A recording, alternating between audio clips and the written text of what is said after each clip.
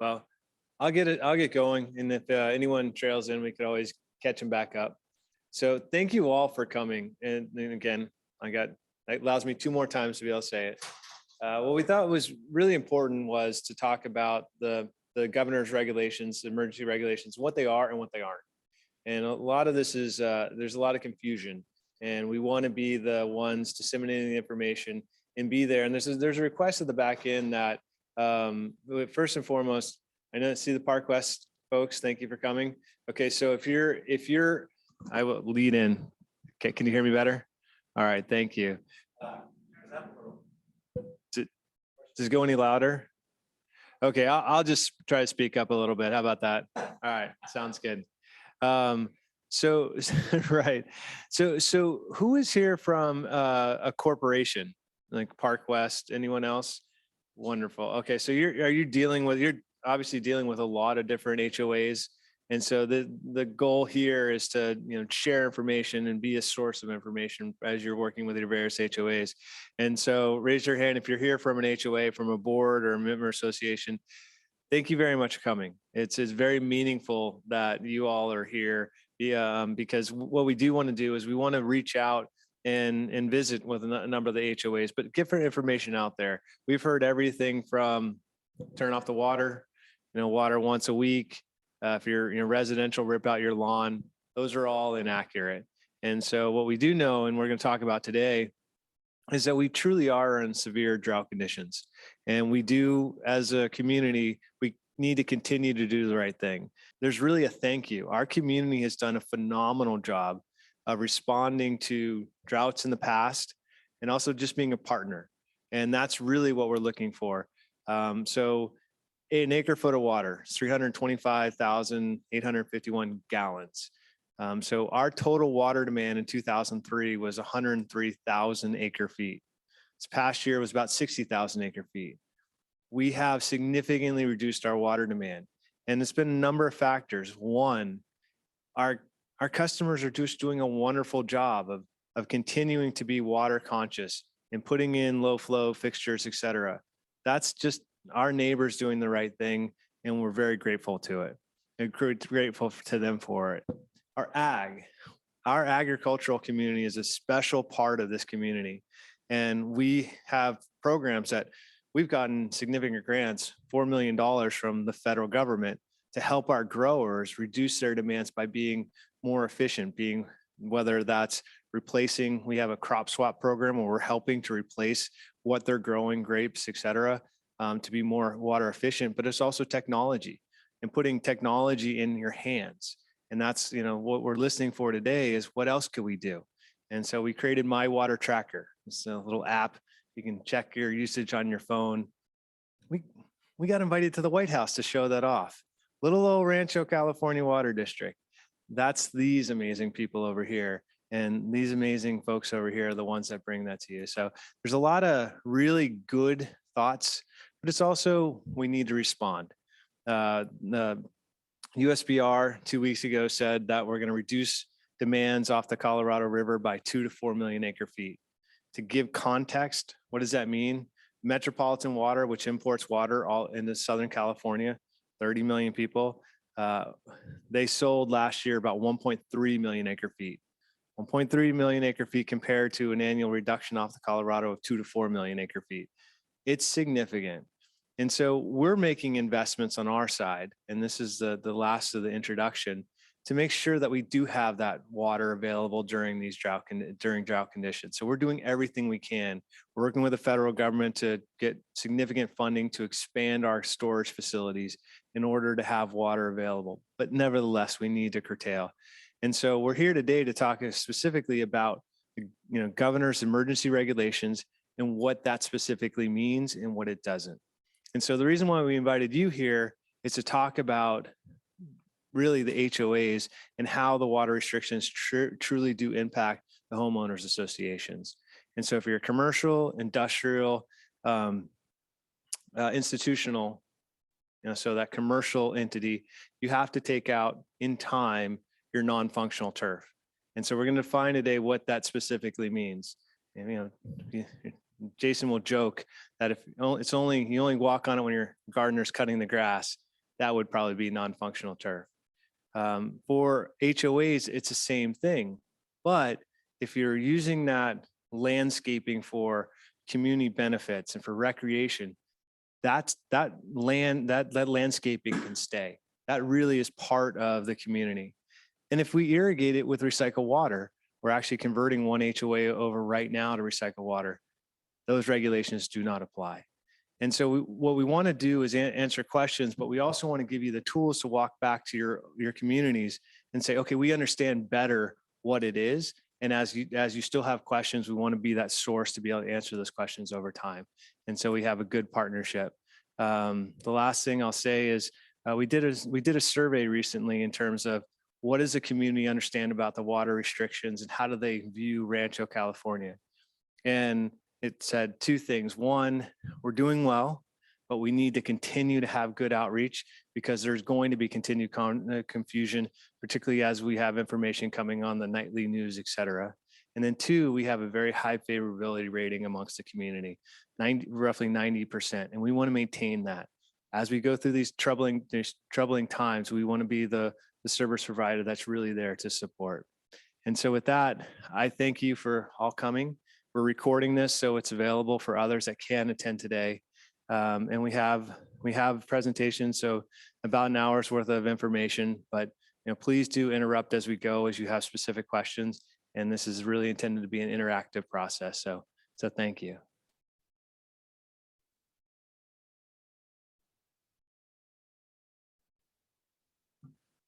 Good afternoon. I'm Jake Wiley. I'm the Assistant General Manager here at Rancho, California Water District for our Engineering and Operations Group.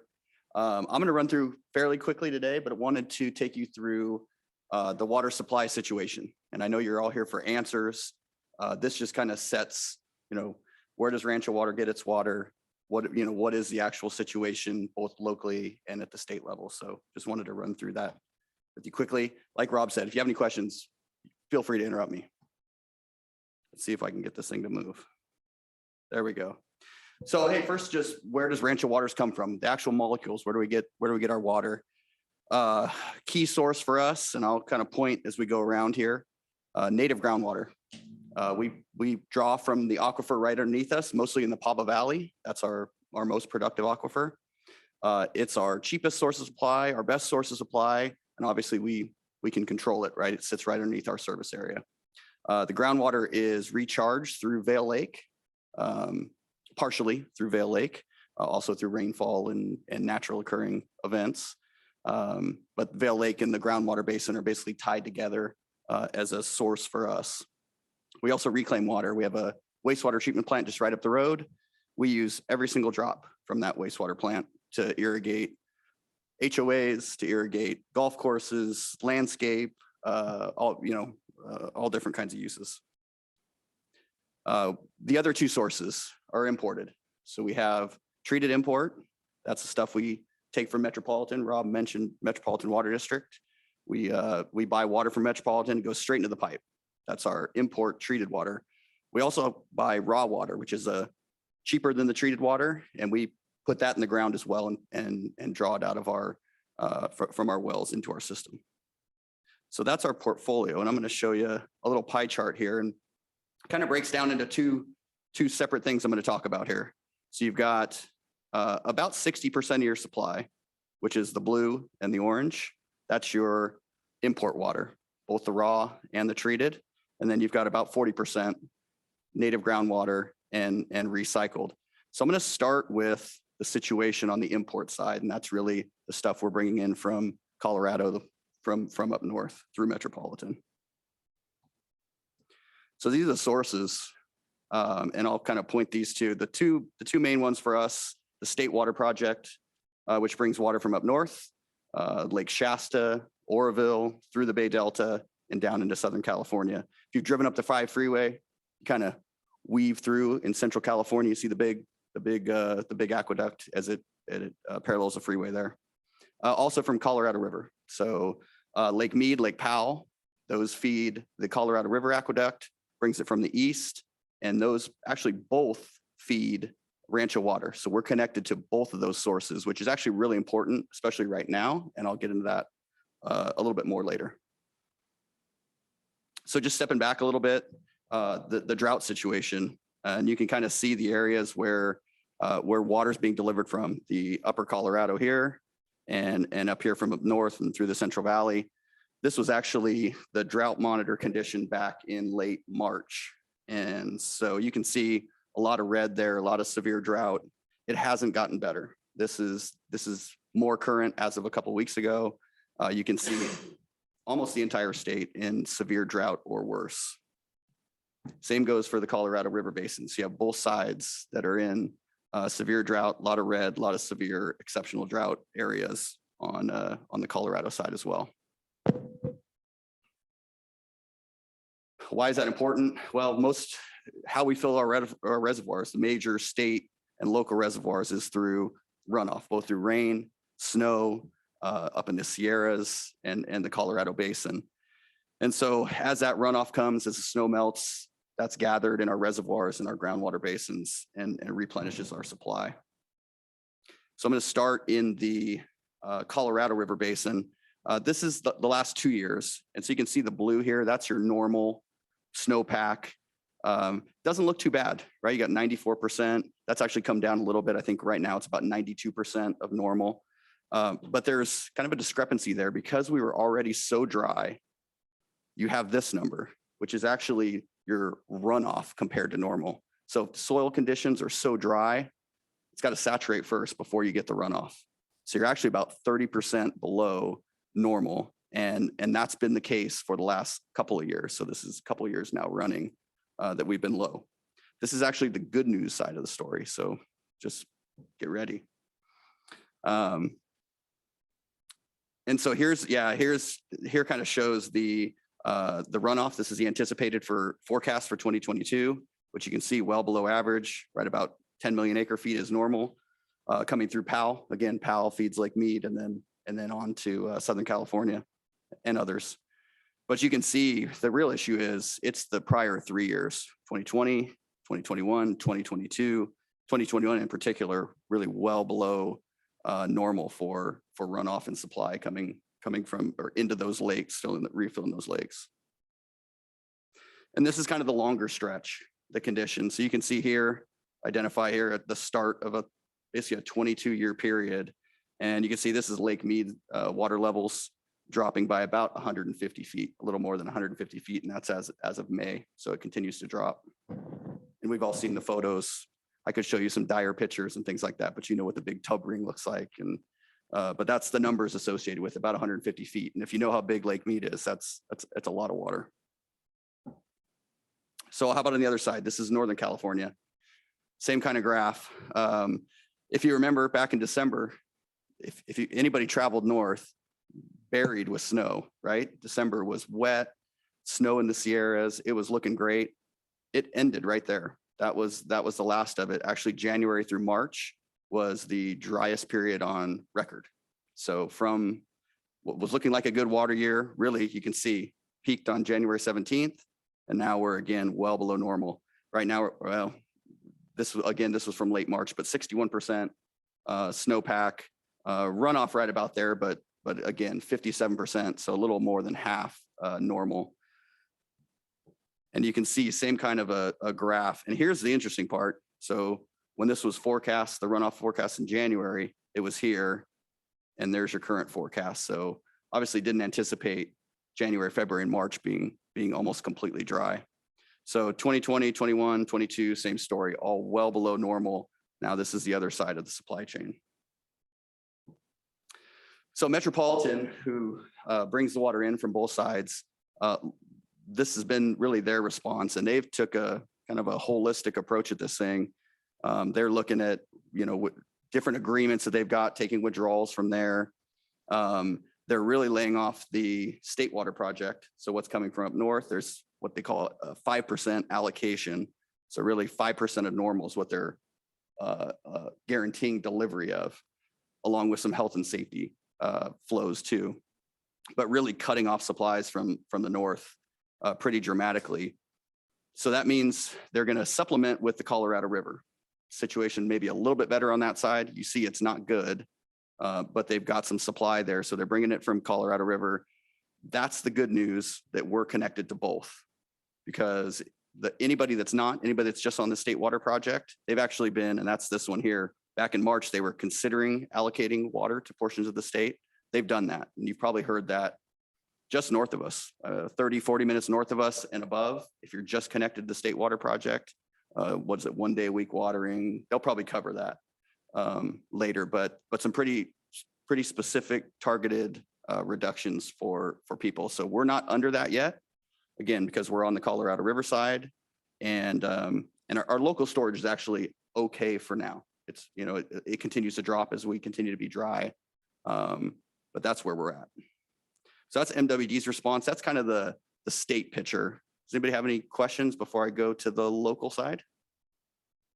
State of California access Lake Tahoe for water? No. Lake Tahoe is I don't think it serves anything except very local, if that. California does border part of it. It does. Yeah, there's California side, Nevada side, but no, that doesn't feed the state water project or any of the supplies from here. Why they have access to that? I think they want to keep it pristine. I can, And I don't, maybe, yeah, go ahead. yeah, it's, go ahead. I'll just knock it out quick. I'm a Southern California guy. I used to hang out in Reno too much. So the question, just for the purpose of the mic, could we get access to Lake Tahoe? The answer is no. As Jake said, it really does only feed local areas, and then the runoff goes to the Nevada side of the line down to Pyramid Lake when water is available. But they wouldn't use it as a water supply source just because it is such a pristine natural resource. It's also subject to several, I guess it's still in litigation with the tribes and the states and the federal government. So it's even if it was available, it would be off limits because of the lawsuits. Anything else? Okay. So locally, and I just got a few slides here. A little bit of a busy slide, but here's our last two water years. Things to focus on, kind of the same story. Last year, very dry. So this is actually your precipitation accumulating. Blue is the average. So this is where we normally are. So you can see about half of normal. This year, again, you got the really wet December that everything was looking really good, and then very dry from here. So again, we're below normal, and this has been pretty persistent really over the last, we've had 2 good years out of about the last 10 locally, where you know, we've got some decent rainfall years, but these last 2 have been particularly challenging. And what does it do for us? Like I said, we draw water from right beneath us, from the aquifer beneath us. That's what serves, again, about 30 to 40% of the demands here in the valley. And so you can just kind of see the schematic of how we operate that. We do it naturally. So rainfall, Vail Lake, like I said, recharge our groundwater basin. We also have, you know, artificial recharge. So we'll bring in import water, put it in the ground, kind of bank it there for use. That's more expensive, of course, than the natural stuff, but again, gives us another kind of local supply to draw from. So this is just a schematic of kind of how that operates. We have a series of wells that sit in the valley that deliver water to the community. And this is something we actively manage. You know, we've got to be good stewards of our groundwater basin, not overdraw. And so we constantly monitor groundwater levels. And so when we start to see things, this starts in about 2011. So about the start of the last drought, which lasted about 5 years, and then got a couple wet years, but now kind of back right in it. So it's kind of that time period. And I'll show you on the next slide kind of how we adjust. But we're constantly monitoring water levels to make sure we're not overdrafting the basin. You've seen what's happened in Central Valley and those kind of things. And we've been doing this for, you know, since I probably wasn't born yet. But yeah, 30 plus years. Every year we do a groundwater audit. We set a groundwater target that we're going to hit. And that kind of leads me to here. This is the red here is our production numbers. So kind of how it's varied over time. And you can see from, these last two kind of real dry periods where we've had to adjust downward. Starting to see water levels drop. That's that blue. And so we've had to adjust downward. And now you start to see, even though it's been very dry, you're starting to see recovery in those water levels. So again, we year over year, we do it. When it's available, right? We get a good wet period and we can push production up a little bit, maintain those water levels. But obviously the last 5, 6, 7 years, we've had to adjust downward to account for that. So that means we need more water from elsewhere or conservation. Vail Lake, kind of in the same situation. We did leverage it during that 5-year drought, 2011 to 2016, as much as we could to kind of keep the groundwater replenished and limit that import, the requirement to import. And you can see too, we're on a little bit of a recovery, and we've had, basically those two little bumps, those wet years, but not a sustained rainfall where we actually could recover those lake levels and really fully utilize that supply. So we use it as much as we can, but right now it's very low. The lake levels are very low. So what is Rancho Water doing in response to the drought? And I'm sure there'll be more talk about this, but we moved to stage 3B in our water shortage contingency plan. Really that adjusts our water budgets and, some restrictions on variances and things like that, just to encourage water conservation. And also, like I talked about, we maintain kind of that lower volume of water pumping. We've got to do that to maintain our groundwater basin, make sure that we're not overdrafting there. Some other things we're doing, recycled water use expansion. So we've got a program right now where we got 32 people signed up, 32 different customers signed up to convert from potable to recycled, and we're building pipelines and that to really incentivize folks to do that, because that's local supply that we can use here, offsets what we need to take from, again, import from the groundwater, those kind of things. Indirect potable reuse, and we're looking at that to further expand our recycled water use. So we're kind of in the middle stages of potentially converting recycled water to indirect potable reuse. Again, recharge the groundwater basin, do things like that. We're investing in rehabbing Vail Dam just to make sure for the next 100 years we've got that resource available to us. So that's in process. We're expanding our recharge and recovery facility. That's where we recharge import water and water from Vail and pull it out of the ground. So we're looking to expand that. And also just kicked off a look at groundwater banking. So actually storing more water underground during wet years so we can draw upon it during times like this. So even expanding that operation that we've got out there. So a lot of construction projects. There's a lot more we're doing too. I'm not even going to get into the customers, the outreach and that kind of stuff. I'm on the construction side. So this is stuff we're building to respond to it. But this is some of what we're doing here at Rancho Water.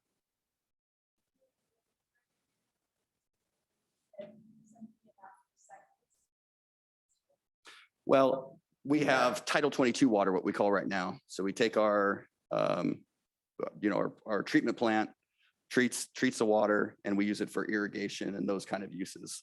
But as those treatment processes continue to progress, we're looking at potentially utilizing as that supply grows, right? If we get more people in, you get more flow to the treatment plant, you got more water available, using that actually as what they're calling indirect potable reuse. So kind of like what the city of San Diego is doing right now with their pure water project. City of Oceanside has a similar project. They just unveiled basically advanced treatment and then putting it in the ground, bringing it back out, treating it, and using it for drinking water. So and again, we're in mid stages of that. So we're kind of still in the discovery phase and feasibility phase of that. But again, trying to expand our local supplies, what we're after. Yeah. Recycled water expansion, do you have a map or like a land siting of where you have those? A lot of communities find the recycled water lines follow city work projects, and if we're not on them, kind of don't have the ability to connect with this. So is there any way see like a Rancho Water, here's my community, here's a pond. Sure. Yeah, we can provide you a map where all our recycled water lines are. And we did a study back in 2018 that looked at not the easy ones, but significant users that we could potentially connect. We're going to build about 4,000 feet of pipe to extend to these 31, 32 customers. But we're always looking for additional. So yeah, we can provide you a map and take a look where you're at. Or you could provide me a map and I can tell you if that's easier. Right. Have that interface with them. Sure. I'll give you my card and you can email me direct. I'll get it to you. Yeah, that'd be great. Oh yeah, any questions? All right. Well, thank you very much. Danielle's coming up. She's going to talk about the state. Should I close this? There we go.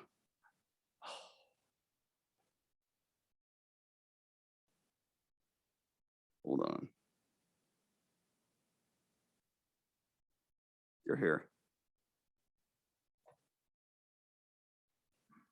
Okay, I'm gonna let Kimmy do this. Thank you.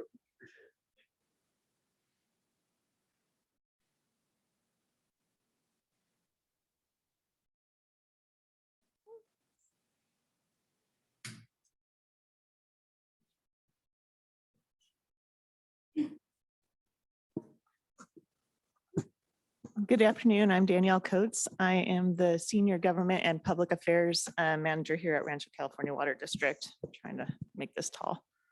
I'm going to be taking it back up and looking at the response by the state in response to the drought, the recent actions that they've undertaken, specific to the commercial, industrial, and institutional customers, so CII customers. And then that does include, as you all know, the HOA common spaces. So we're gonna start there. I'm not gonna cover this. Jake did a fantastic job of really dialing in on the drought circumstances of the state, other than to recognize that we are in our third year of historic drought, and Governor Newsom did declare the full state in a phase of drought back in October of 2021. Prior to that, there'd been limited actions on very regional specific drought declarations, but now the entire state has been declared a drought emergency. And that drought emergency declaration does give additional powers to the governor and the state in general. So on March 28th of this year, the governor issued an executive order urging Californians to be more efficient in their water use. It also called on water providers to move into a phase of their water shortage contingency plan that looked to reduce at least 20% of your water use. And as Jake indicated, we are in 3B, we are compliant, we are meeting that objective. The state also, the governor also directed the State Water Resources Control Board to adopt regulations on non-functional turf, and that is why we are generally here today. So the state board on May 24th took that action to adopt emergency regulations. Emergency regulations in general have the full force of law. What was included in the state board's action was a request for preliminary supply and demand data. Again, looking at the water shortage levels and making sure we're all in compliance on the phase that we're supposed to be in. And then it also required the elimination of potable water for the CII non-functional turf. There is an exemption, as was articulated, for recycled water. So turf that is irrigated with recycled water does not, this executive order and the resulting emergency order does not apply. So just by way of grounding, when we're talking about turf, of course, we're talking about grass. So that portion of the executive order and the emergency order, it went into effect back on June 10th of this year. So the regulations specific to the non-functional turf piece specifies that the ban is on HOA common areas. Am I mistaken? Oh yeah, sure, please go ahead. I'll walk up. Jimmy's gonna make me talk into the mic again. I should have asked this in the beginning, so forgive me for interrupting. Do you, how much do you know about this? And what have you heard, particularly those coming from an HOA, in terms of what confusion is there? It would be really great to know that up front as we start talking about it, please. Defining non-functional in a very direct manner that can't be interpreted in any other way. Just a very definition of these examples. And I think photos also are something that helps speak a million words. Great, thank you. We've got some pictures of good examples of what it is. And my second point is for us to be able to communicate to the residential side, the homeowners, because they have a lot of fear and they feel that this is a direct impact to them, when currently on reading, I don't think it affects them at all. And they're, other than maybe viewpoint and a few landscaping things, but their water bill and things aren't going to have the effect like the phone calls that we're getting based on just what they're seeing on Facebook. Okay. No, thank you for that. And just, sir, just want to say, this is exactly the information we want to capture so that we can put that information up on our website, allow you to link to our website. So we're helping to resolve. We want to allay the fears. And I appreciate the fact you used that phrasing specifically. But yes, sir. The knowledge of knowing that we can reclaim water. That's very interesting, but we're not aware of that. Yeah, and as Jake noted, it really is a proximity question, and so, but I think it would, Jake, we can reach out afterwards and look at where you're specifically at. We have the 88 HOAs within our jurisdiction, and we're a big proponent of it, and so thank you for that. Yes, ma'am.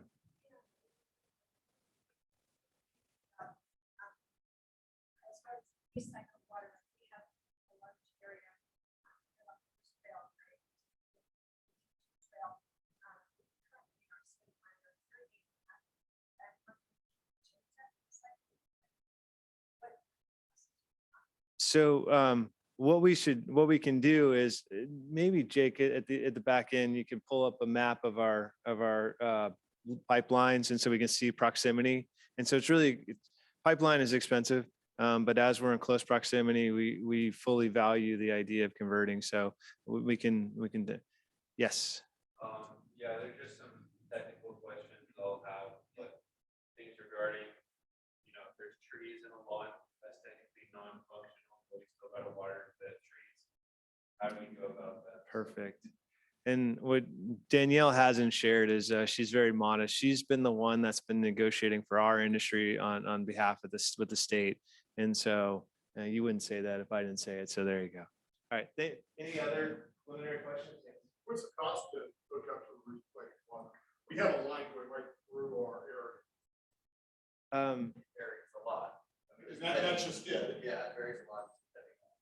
Your circumstance. Exactly. And how are there shared costs, or is it working on the HOA? Well, we have a program. Typically, before we had the program, it was, because of the government side, pay the cost, but our program is intended to reimburse. Jake, favor for you. Why don't we do the presentations, and if you could pull up and we can talk about what the program is and retrofit and give it just a sense of it. Thanks for letting me share. It's good to just get a feel of what the challenges are, particularly the customers. You are our vehicle in so many ways to get to the residential customer. This is what it's not. Absolutely appreciate that. And it does help make sure that I touch on the things in my presentation that will be meaningful for you. Again, when we're talking about the homeowners associations, this is not residential. This does not apply to the residential customers. This applies to the grass strips along the roadway or the trails and such. It excludes turf, again, that's irrigated with recycled water. And the regulations urge support for the trees and the preservations of the trees. And when you read the FAQ that came along with the executive order and the emergency orders, it does specify that tree preservation is of the utmost priority for this effort. And if there is a tree where there is turf underneath it, you can still water that turf as long as the tree is getting irrigated. Although there are some best practices that really embrace more the spirit of the emergency regulations, and I'll be covering that in a little bit. The regulation does encourage enforcement. It does ask for you to be mindful of the impacts of enforcement, but I really want to lean in onto the conversation that Rob started this entire presentation with, that we are really looking to be a community partner and we're not looking to be punitive in nature. So we'll cover that more in a bit. So what is non-functional turf? Non-functional turf technically is ornamental or decorative in nature. It's not used for human recreation. So we're not talking about the baseball fields. We're not talking about the parks. We're not talking about the areas in the school where the kids play. And it does not apply to the turf that is utilized for community events. So if you have parades and the community gathers to watch the parade, or if there's a turf covered amphitheater and people gather there, it's not intended to apply to that. But the regulations do identify that for the homeowners associations, that the water provider really isn't intended to defer to the HOAs to understand and identify what is non-functional turf. That can be included in exchange with the water provider, but really looking to embrace and still support that community feel. That makes sense to everyone. Other questions on We can talk about more in a bit. So non-functional turf regulations do not apply to any of these in these pictures. So we have the kids that are playing on the turf. That is functional turf. The people gathering at the community for a community event or a community gathering, that the regulations do not apply to that turf. The residential home with the turf in the front yard, the regulations do not apply to that house. And then again, the school field, the regulations do not apply. These are all functional turf. On prioritizing the tree health, the emergency regulations, again, very specifically call out preserving your tree health because the trees provide a variety of benefits to the community, the least of which is shade, management for adaptation to climate change, and also oxygen and the like. So they really want to lean in and dial in on preserving the trees, but there are some best practices that you can utilize to conserve the water and make sure that tree is still getting watered. You can consider capping some of the sprinklers. Some folks are looking into adopting sprinkler cap programs. So you can, the sprinklers that aren't germane to watering that tree, you can go ahead and provide a cap. You can utilize drip irrigation. Do not water close to the trunk of the tree. You can utilize mulch in a fashion that really allows for that tree to absorb the water, but not allow for evaporation, and then water slowly to allow for absorption. And I know that this is going to be covered a little bit more. So again, we are looking to really support our CII and HOA customers through this effort. We don't want to be punitive, even though the regulations do say that there's an ability to enforce the provisions. It's really to our benefit to lean in on our community partners to help you when and where you want to address these regulations. And our role, as we see it, is to be the information share, the entity that's going to provide the information on the rebates and supply the rebates.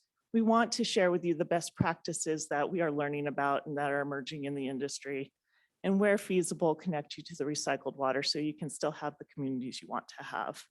So largely, we just want to thank you again for being good community partners, for helping us through this time of drought emergency, and here to answer any questions.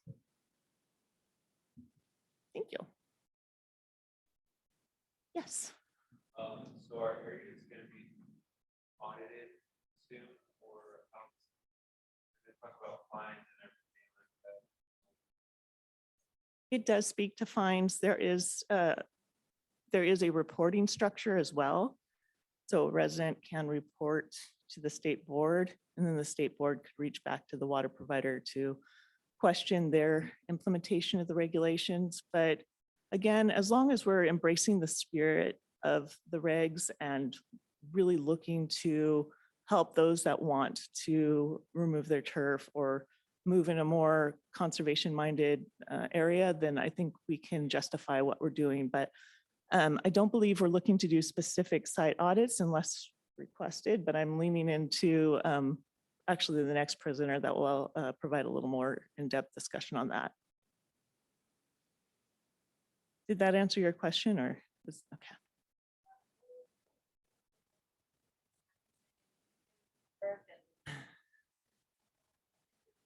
Sorry, I've been doing a poor job on restating the question. Is there going to come a time where you have to put up some signage really identifying that it is functional turf?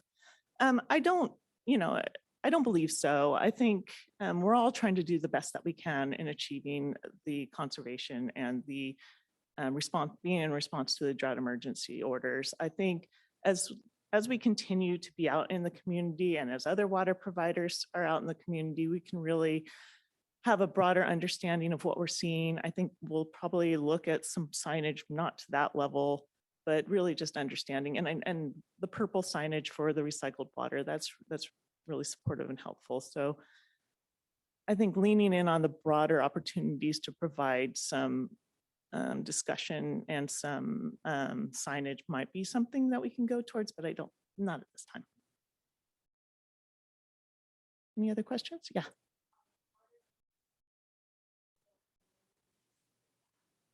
I'm going to defer to Rob for that one. Gives me the hard questions.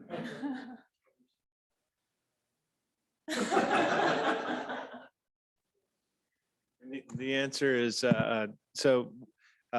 twofold. One, we did adopt 218, so 3 years worth of rates last year, and so rates do go up July 1st. They were fairly modest relative to our cost increases. Not to belittle or to make light of it. Our costs have gone up significantly, and we actually have the chairwoman from Metropolitan Water District coming on Friday to speak with her about our programs, but also to advocate for cost control. We were able to work with Met this past year and limit the increases to 7%. So of our overall budget, a significant portion is buying imported water. Those imported water costs went up 7% this year. And so, power 20%. So our costs are skyrocketing. And what we're doing is looking for every efficiency we can find to keep things at a more manageable rate. This coming year, we're going to be looking at a long-term financial forecast as we need to build new facilities, but try to maintain steady increases over time. Do what we can to mitigate costs, but all jokes aside, costs are going up, but nothing. What we've passed along to the customers, nothing like what we've seen internally from an expenditure standpoint. Would really love to have you part of that process so you can clearly understand what we're doing, both from what we're incurring but why we're incurring and how we're being more efficient. And that's the other thing is as the costs go up, it's on us to protect the community to the degree we can. So hopefully that answers the question. Are there any further questions on the emergency order? If not, I'll go ahead and turn it over to Kyle.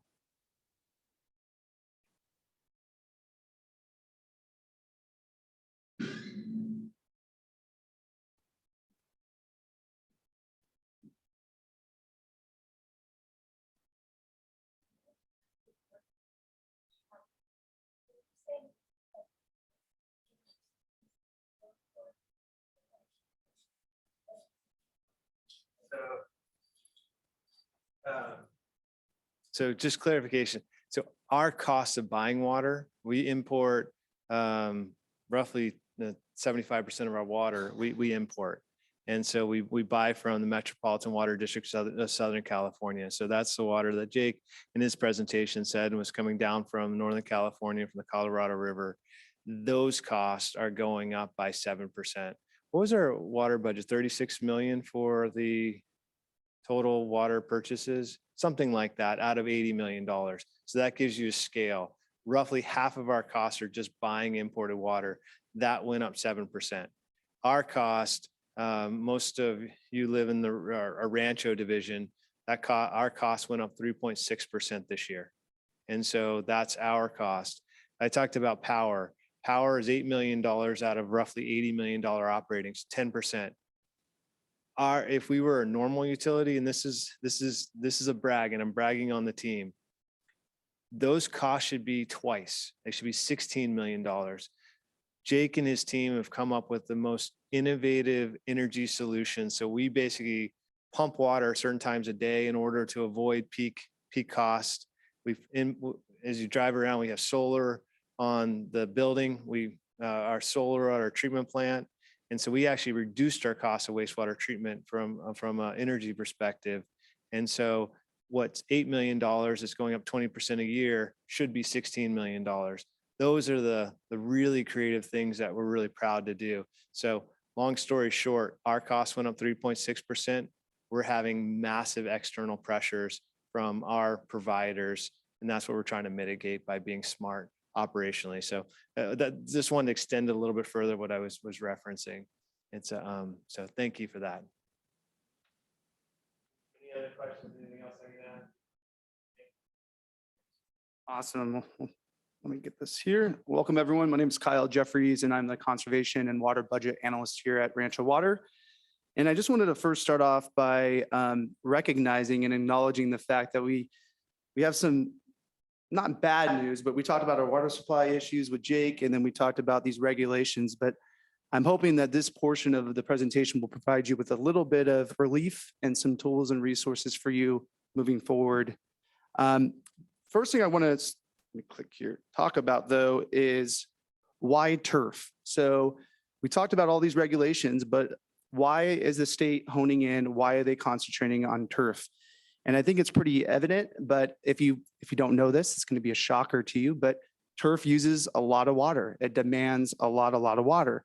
In fact, on average, every square foot of turf in Southern California requires 4 feet of water per year just to stay healthy and happy. And so what we did is we brought a couple props over here for you just to show you and to put it into perspective. That 1 square foot of turf requires 6 of those water jugs. Those are 5-gallon water jugs every single year just to keep it healthy. Now, what's really concerning is many, not all, but many of the irrigation systems we use to apply water to that area, they're inefficient. And that water never even makes it to that square footage. It's wasted through evaporation or even runoff. So half of that water is gone right away. So only 3 jugs make it there. So what that means is due to these irrigation inefficiencies, we have to apply 12 of these jugs every single year, or 8 feet of water just for that piece of landscape to stay healthy and happy. So it's important to note too, that this is 1 square foot, right? And it's estimated in our service area, we have millions of square feet of turf. So you can only imagine how much water is being used for grass. So hopefully that's an effective example as to why the state's focusing in and honing in on turf, and really provides you the magnitude of water that's required for turf. So you're probably saying, okay, Kyle, that's cool. That makes sense. But what's the alternative? What do you want me to do? You just want me to rip out my landscape and put some rock out there? No, I'm not saying that at all. What we're saying is that is not the alternative. We don't want tumbleweeds around Temecula, Marietta. We're not looking for bare landscapes. You know, that's not the goal. The goal is the picture to the right. And what that is, it's a landscape area with climate appropriate plants that require significantly less water. And we consider these sustainable landscapes. And they actually support our local ecosystem while preserving biodiversity. So oftentimes there's that misperception like, hey, you can't really have an attractive yard or garden. But as you can see, it could be very, very attractive as long as you choose the right plants, and they'll actually thrive year round. So we have some books up here we'll talk about later, but yes, that is the alternative to the right. So the city of Santa Monica recently conducted a study that compared 2 residential landscapes, about 1,500 square feet, little smaller areas. We understand that. However, some of our commercial properties are smaller sizes as well. But what they found here between these two traditional landscapes with a bunch of turf versus a sustainable landscape with California-friendly plants, what they found was not only does the sustainable landscape require significantly less water, if you look here, 6,000 gallons a year versus 57,000 gallons a year, but it also generates far less yard waste and requires less man hours every single year. So this really goes beyond water, right? We're not just talking about water now. We're talking about you could not only save water, but you could also save a lot of time, energy, and money by converting over to a sustainable landscape while you're supporting our local ecosystem. So Rob touched on this, Danielle touched on this, but our community has been amazing through the years. Really have, you guys have adapted through all these dry periods. And really, it's not just one dry period, right? It's not, we talked about 3 years in drought. This is like a mega drought. There's back-to-back droughts since early 2000. So you guys have been so great. And in fact, as the stats here on the screen, since 2014, almost 5,000 feet of turf has been removed and over $8,000 in incentives have been paid out for those projects. And we estimate that that equates to about 165 million gallons of water saved every single year. So that's significant water savings. So we wanted to do something fun here, and we wanted to provide like real life examples so you could see what a turf replacement project looks like. And first, I wanted to start off because there was a question of non-functional turf. So we would consider some of these, the portions of this being a non-functional turf. There is a tree and we want you to support the tree health. So one thing as an option is you would convert over to drip irrigation, obviously. But as you can see, this is the Winchester Creek Park. It's maintained by the city of Temecula. They partnered with us and on removing approximately 19,000 square feet of turf. And that left picture is right when you enter into the park. And then the right picture there is just areas within the park that they really didn't utilize. I think it's actually there's a bathroom right there and no one ever used that area. So they removed 19,000 square feet. That's the before. And this is the after. So as you can see, they chose climate appropriate plants.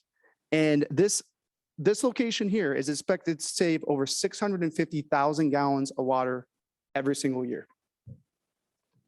So we got Rick in the house over here from Paseo del Sol. This is Paseo del Sol. We partnered with them 2021 on removing 90,000 square feet of turf among it's the parkways from De Portola, from in between Butterfield and almost to Margarita. It was a huge project. And so this is the before picture. And this is the after. And as you can see, they really chose like vibrant colors, and you see some lantana there, some pink moles, some rosemary. They did an excellent job and it looks really beautiful. And this actual location is expected to save over 3 million gallons of water every single year. We also partnered with the Promenade Mall in Temecula on a demonstration garden in 2014. And the purpose here was to really just provide a place for you all to go, homeowners, businesses to go to see these plants in real life. Go over there and feel them, touch them, take pictures of them. I actually snapped that picture to the right. That's part of the butterfly garden. But it's a beautiful spot. It's still there today, northern part of the mall. It's in between JCPenney's and Dick's Sporting Goods, right outside of Starbucks. There's like a little patio area there. So we encourage you all, please visit that. Let us know what you think. Yes, question. Very, very expensive to pull out turf into new plants. Sure.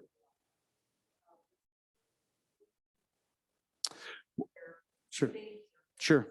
Yep, and that's my next slide. So the question was, what do you mean by partnering with the HOA? What are you going to give me to do this, right? No, that's my next slide. I got you. I got you. Any other questions? Yes. I kind of look at the photo example on page 4, Sure. the white California friendly plants. Mhm. And the same butterfly garden.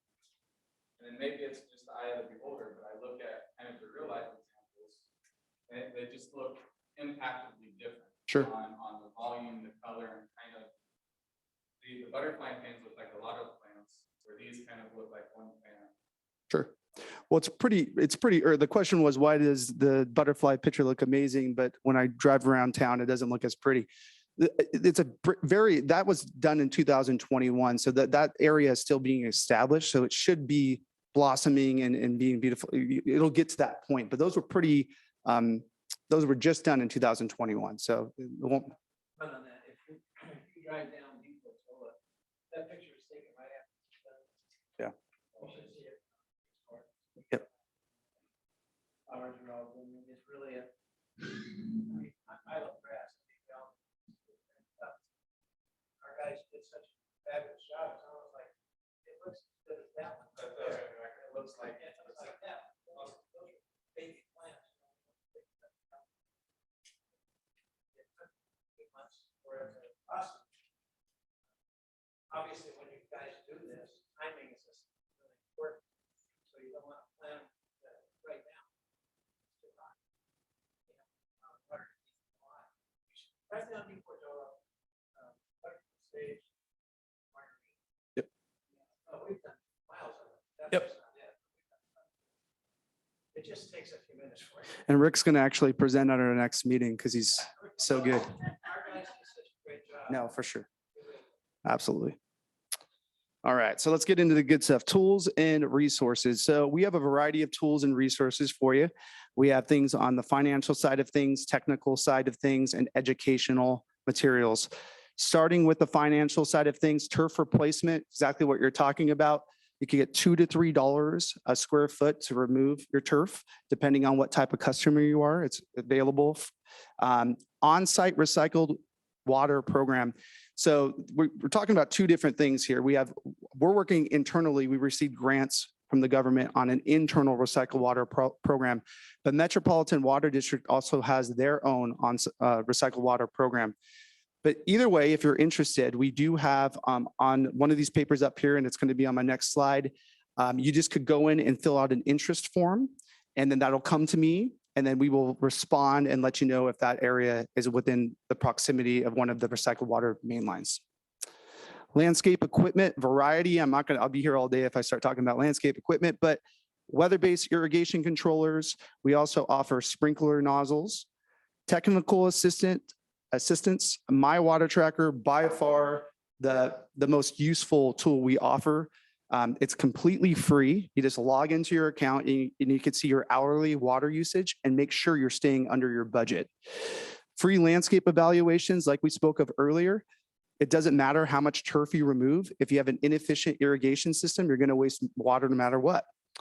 Online resources, again, I could be here all day, but the two I want to point out today, ranchowater.com/rebates, SoCalWatersmart.com. And then lastly, educational materials. We have upcoming workshops.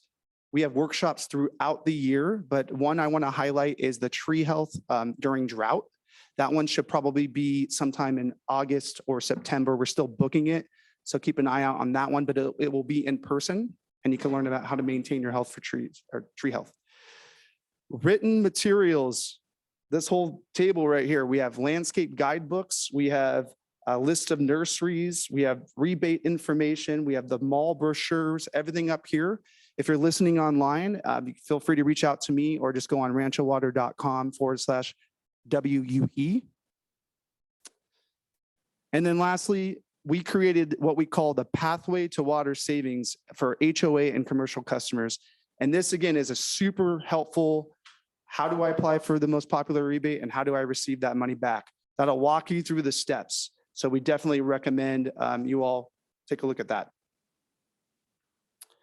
So in closing, I just want to again reiterate the fact that we understand that it's a stressful time right now, but we're here for you. We want to continue to partner with you. And we promise in our water use efficiency department that we'll continue to research and develop innovative programs, not only for this drought, but for droughts to come. So any questions? Yes. As the Rancho Water District work with the city of still expanding housing and residents use more water. Yep. They think that maybe we should be expanding right now. My hero is coming to support to answer this question. Yes. It's no building, and people are gonna drink, they're gonna flush, and they're gonna shower. Right. You interrupted. I was able to steal a cookie in the background. So, no, and it's an appropriate question, and it's a question that should be asked, particularly at this point in time. So what's unique? We have a couple of unique things regarding Rancho, California Water District. We have an ad valorem property tax, and that ad valorem property tax it's on annually. You pay based on having land. That's what supports our capital program. So we have 960 miles of pipe. And I'll answer your question specifically, but that money helps us maintain the system. It's a critical foundation which ensures the reliability of the system. An undeveloped property is paying an ad valorem property tax. And so they're paying for those facilities. And so because they're paying for it, they have a right to that water. We have the Metropolitan Water District, and so we are relying on them to provide us supply. And so we submit a report to the state. We do a 5-year update. We just did the annual update this past year. We showed our supply reliability in order to meet not only current demands, but then also developer demands. This is largely coming down from, we talked about there's a real drought. And so we all need to do our part, but these regulations are largely coming down from the state. And so we're all, subject to one size fits all, as much as I say it's not a one size fits all. And so we're asking for is to have a reasonable approach. We're not coming down and saying, rip out all grass. I forget who said, it's really expensive to try to rip it out in one fell swoop. We want to have a reasonable program that allows us to be more efficient, but not be punitive, as Danielle said. And so same thing that we're asking of developers. When development goes in, they have to put in very efficient landscaping. That's part of the city of Temecula's. We do work closely with the city of Temecula. In fact, we met with them last week talking about what they're putting in, how we can continue to convert them to recycle water. So reducing their demand on the system, which then frees up capacity for others. But I don't discount your question at all. I respect what you guys are doing in trying to put a program together to conserve. But on the other hand, I see expansion of consumption. Doesn't make sense. Yeah, and it's please. No, we continue to see a reduction in demand. When we put in new development, it's very clearly they're putting in the most efficient, on a per capita basis, they're most efficient. And the rest of us have to change out over time. And so those regulations are there and they're imposed by the city and otherwise. We do, as I said, we started at 100,000 acre feet and we're down to 60,000 acre feet. This year is going to be 50,000 acre feet. So we're going in the right direction, even as we have more people moving into the community. And it's not really even our community, it's everywhere around. It's Riverside County, the fastest growing county in the state. And so it's a total water demand. They need to do development needs to do their fair share. Here, they've been paying for the facility, so we couldn't keep them from coming in. All we can do is require that they are following regulations and have a good partnership with Temecula and Marietta to make sure that they're only approving those that that are meeting the requirements. Water district, the access to the water coming to us. Potentially. That happens, we're still going to keep expanding. You know what? The honest answer coming from me is I don't know if this continues the path it's been going, all bets are off in terms of what we've done. And so the really critical thing is being, and we've been trying to be very proactive about getting information out there. The next big trigger is September. So waiting to September, it's really September and then November. I'm looking at Danielle, something like that in the fall and the winter to look at if we get any more rainfall. Because that's gonna trigger all bets are off and they're gonna make extreme events. What we're trying to prevent, very honestly, Jake talked about it, northern LA, San Bernardino County, et cetera, Ventura County, because they exclusively, it's called the exclusive area, they exclusively get water from Northern California. They're down to 1 day a week watering, depending if they have other local supplies to offset. We don't want to go there. We want to be efficient. We want to maintain our community culture.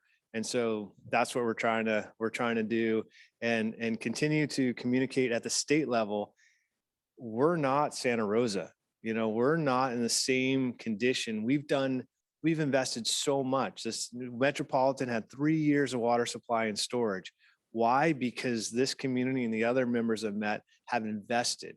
What Jake's working on right now is building up our groundwater storage for the region, not just for ourselves, so we can weather these events more, but don't just penalize us because the one size fits all. That's what the other side of what we're doing. We're advocating continuously. Danielle actually just got off a state call prior to walking down here. And so you don't see that, but I did want to say that so we're fighting for our community. Could the state access your supply?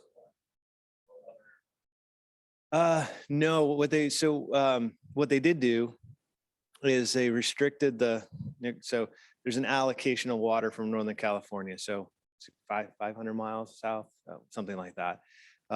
This year, it was a 5% allocation. It went from 10 to 15%. So the quantity of water that we're able to import down, that's how they do it. And so they just allow us to import less water.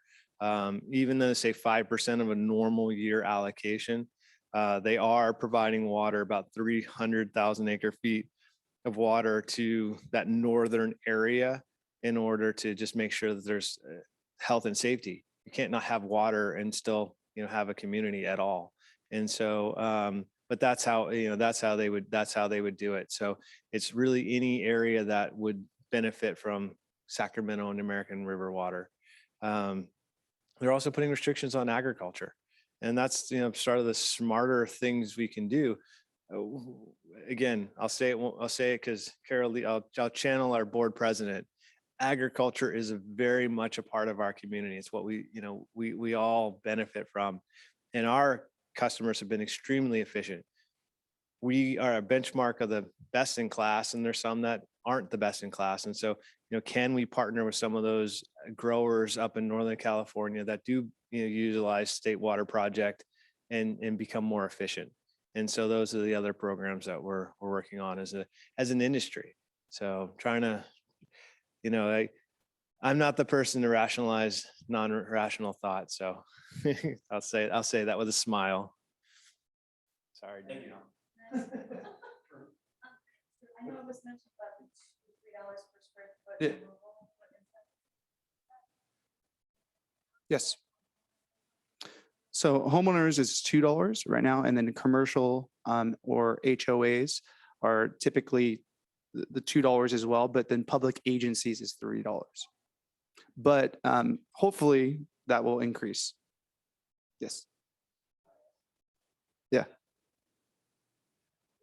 What we're all trying to do, we have homeowners constantly place their lawns with the natural turf, with artificial turf. Sure. But yet the rebates are excluded for. There is. And the reason being is artificial turf is not living. So it cannot, exactly. So it doesn't support soil health and biodiversity, and it actually heats up the environment. So there's been studies that it's actually not good for the environment rather than good. Obviously, this is a hot topic, but Metropolitan, they've done their research and they feel as if the best thing we could do is, like I talked about, sustainable landscapes that actually help the insects and help the birds and butterflies. That's unfortunately, artificial turf does not do that.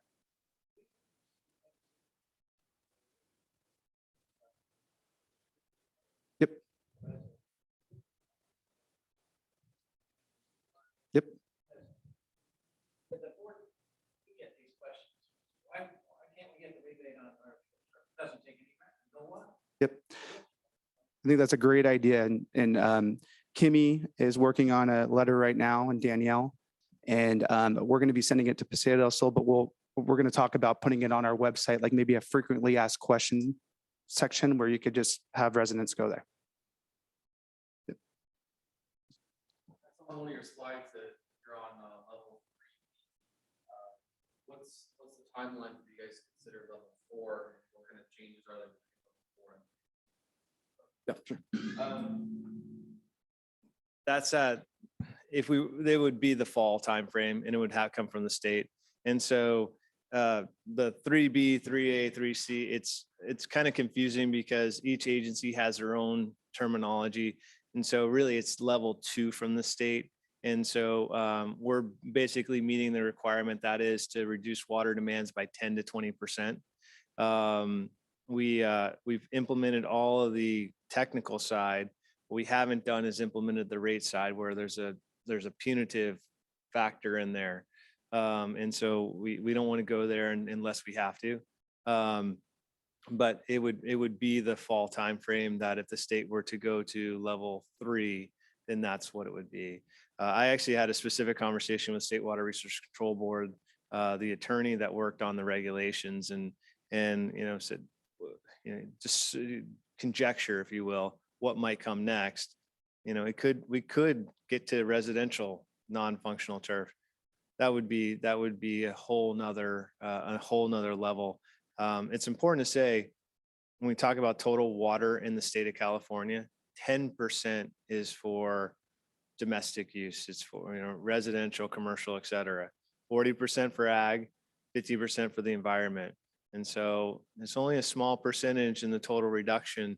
And so some of it is it's long term. If we can do it in a reasonable cutback, that's the best option. A whipsaw just for for show is not a very good idea. Yes. The Manhattan or Huntington Beach.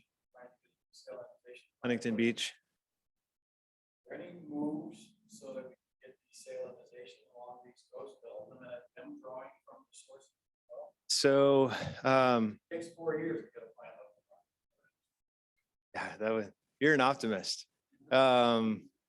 So forgive me, I'm kidding. It was that sugar from the cookie. So Carlsbad, it's run by Poseidon, third-party provider for the San Diego County Water Authority. That provides about 10% of the water demand in the county itself. It's very expensive water. It's about $3,000 an acre foot. We import water for treated about 11,000 acre feet. Our native yield costs us a couple $100 an acre foot.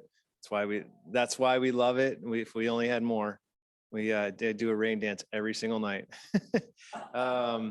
But the Poseidon had proposed another desalination plant up in Huntington Beach. It's been 15, 20 years in the making.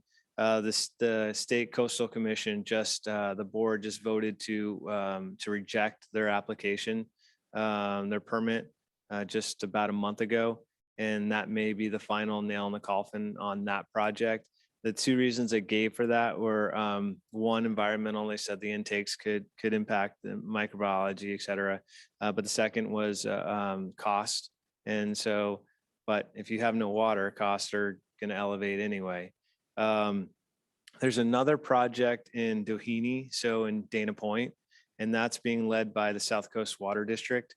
It's maximum size, I think it's 15 MGD, so 16, 17,000 acre feet. That one has a little more potential. And the reason it does is because they're not taking water directly out of the ocean. They're doing slant wells in the earth. And so letting seawater intrude and then taking it from there. It's a technology they need to test. And so they're in process of testing right now. That's a project that Metropolitan is actually pretty interested in helping to fund. It's a very small quantity of water relative to the total imported water in Southern California, but it's a start. And so basically those costs would be blended into the overall costs of importing water. So we would indirectly benefit from having more supply, to your point. But there, Santa Barbara looking at it, Mexico is looking at it, and that's probably more than you were asking, but figured I'd give the background. Any other questions? I can. For us with the individual questions, we just be able to meet with them and get contacts drafted, so we don't. That would be fantastic and really appreciate it. If it's appropriate time, Jake, would you mind talking a little bit about recycled water or just an overview, and then the individual meetings are probably the best. Kyle might be better than me. Yeah. Kyle's been actually working on the program a ton. Yeah, a couple of years ago, we took a look at how are we going to use our recycled water? Where can we take it to? It was part of a kind of overall facilities master plan for our purple pipe. And that's where kind of the program was born out of. It's called the Accelerated Recycled Water Accelerated Retrofit Program. And so Water you're recycling, they don't understand black gray water. clean, good enough for irrigation, right? That's what we're doing. So we treat sewage, wastewater from a portion of our service area, and we treat it right up the road here at our Santa Rosa Water Reclamation Facility. Treat it to a level where it's, meets all state regulations, where we can use it for, well, there's certain uses you can use it for. Like I said, golf courses, park areas, things like that, where it's separated from potable. So you want to be safe with it. You don't want people drinking it and things like that. It's actually very clean, but there's some pretty tight regulations on how it's used. Also some commercial applications, boilers and things like that, you can use it. But I think 99% of our use is all irrigation. So we've got a network of purple pipe. We've had it for, since the 90s, really. We started building it out back then and early 90s. So the program, but we kind of hit all the low hanging fruit, right? The people that front the pipeline, we kind of got them converted, or so we wanted to kind of tackle those harder ones where maybe there's 1,000 feet of pipe that needed to be built, or the conversion was difficult, those kind of things. And so what the program offers is basically, if you enter the program, there's certain allocations for like design. You get a allocation for, you have X, if you're converting X number of acre feet or X number of meters, there's an allocation for design. So you go out and hire a landscape designer, they design the conversion, right? We're going to replace it all with purple heads. We're going to separate it from the potable system, put together plans for the system. You have to front it, but then once the design's done, we reimburse for, up to that allocation. And I think so far that design allocation's been adequate on most of the sites. Is that accurate? That was my understanding. From there, moving into construction, kind of the same thing. You hire the contractor, they do the work, and we are now offering, it's $9,000 per acre foot converted. So we use like a 3-year average of what what you've used behind that meter, and we'll reimburse up to $9,000 per acre foot converted to fund the construction of the project. Now, the district can't just pay for conversions, right? Be gift of public funds.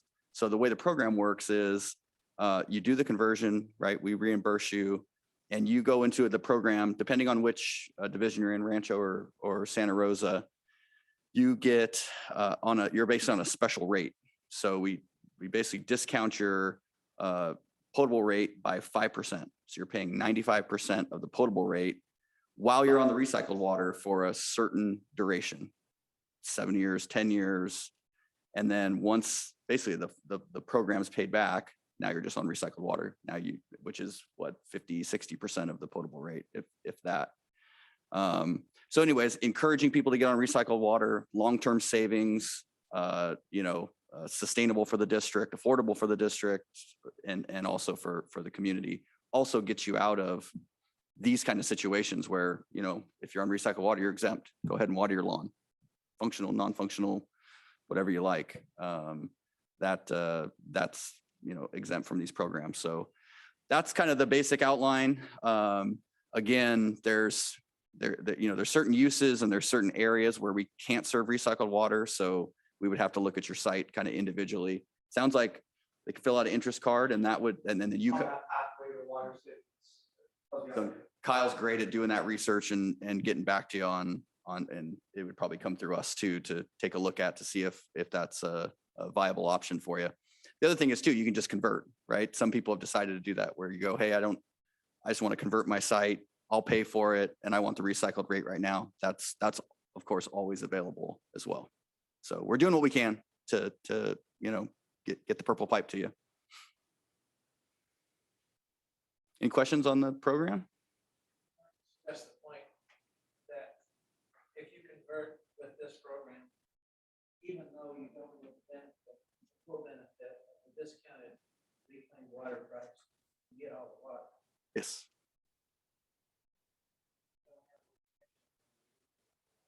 Right. So therefore, it's a sting, but not as bad as it could be. Yeah. Yeah, there's other benefits too. The capacity charges are very low on the recycled meters, or they're almost nothing. So there's a lot of benefits there, even besides that. And you save 5% for a period, and then you're on the recycled rate. So yeah, yeah, for sure. So, okay. Yeah, if anybody's interested in that, and I'll leave my cards up here too. You can always get in touch with me or Kyle, and we'll check out your site if you're interested. Okay. If anybody wants to stick around and meet with Pat, if you have questions, come on over and we'll answer all we can.